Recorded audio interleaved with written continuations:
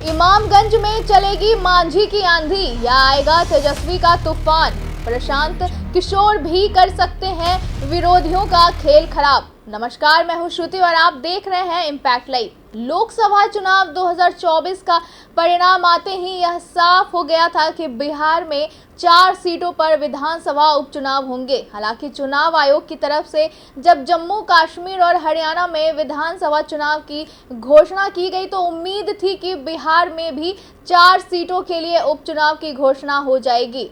हालांकि ऐसा नहीं हुआ।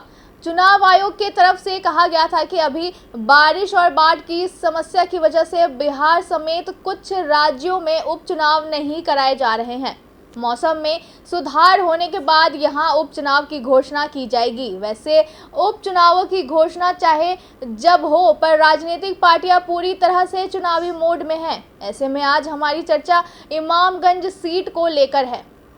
आपको बता दें कि जीतन राम मांझी के बाद सांसद बनने की वजह से इमामगंज में विधानसभा उपचुनाव होने वाले हैं। वहीं ऐसी उम्मीद है कि एनडीए कोटे में यह सीट फिर से हम पार्टी के हिस्से में जा सकती है।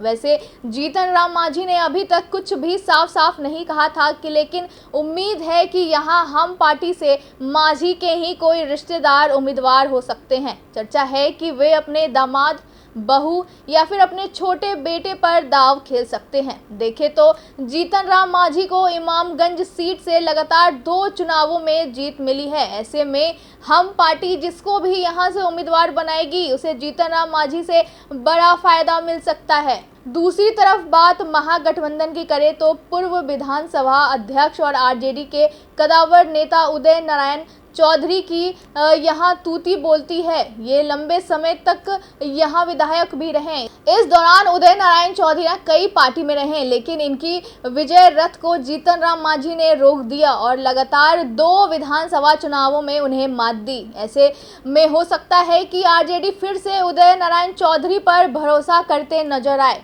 हालांकि महागठबंधन में अभी सीट बंटवारा नहीं हुआ है, इसलिए इमामगंज सीट किसके हिस्से में आएगी अभी इसको लेकर सिर्फ अटकलें लगाई जा रही है। इसके कारण महागठबंधन में भी टिकट की रेस में कई नाम शामिल दिख रहे हैं, पर उदय नारायण चौधरी का दावा ज़्यादा मजबूत दिख रहा है।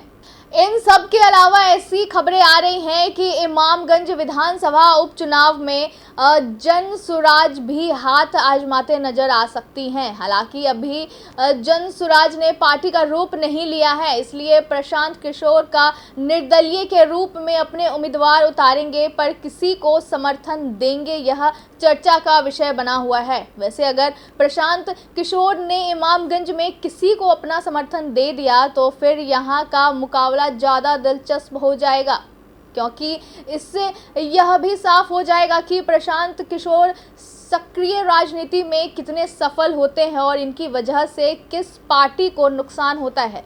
बता दें कि इमामगंज विधानसभा क्षेत्र में मतों की बहुमता की दृष्टि से महादलित वोट सबसे अधिक हैं। इसके बाद अति पिछड़ा व पिछड़ी जातियों के वोट हैं।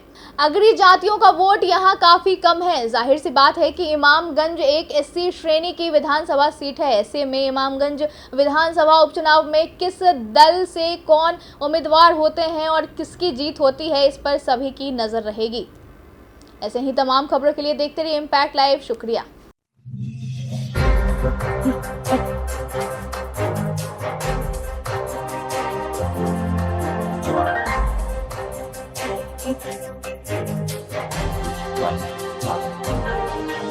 Right.